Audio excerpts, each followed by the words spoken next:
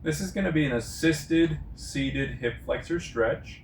This works well for people that can't get down on the ground to be able to kneel and do the stretch, or if you can't hold your balance and do the standing stretch, or maybe they're just difficult or you want a more convenient way of doing this. So what you're going to get is an inclining bench.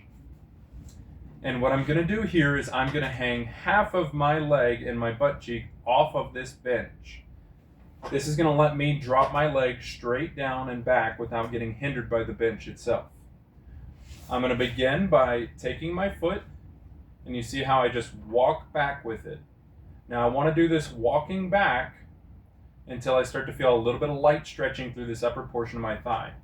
So once I've noticed that, from this point, you see how I got my toes tucked and my heel back? I'm going to lean back, and I'm going to get a much greater stretch out of this thigh here.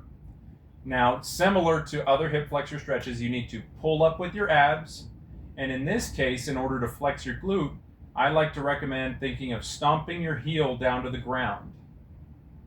And this will get a massive stretch through here. Now, in order to make this easier or harder on yourself, that's where we can play with the angle of the bench. So let's say I'm extra tight and I can't handle going back so far yet. So I can set myself to an almost upright position and do the same system. I'm going to walk back until I get a light stretch.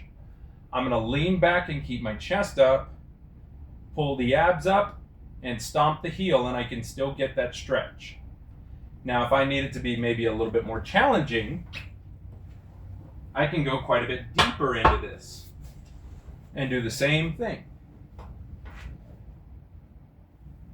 And that's going to provide a much greater stretch here.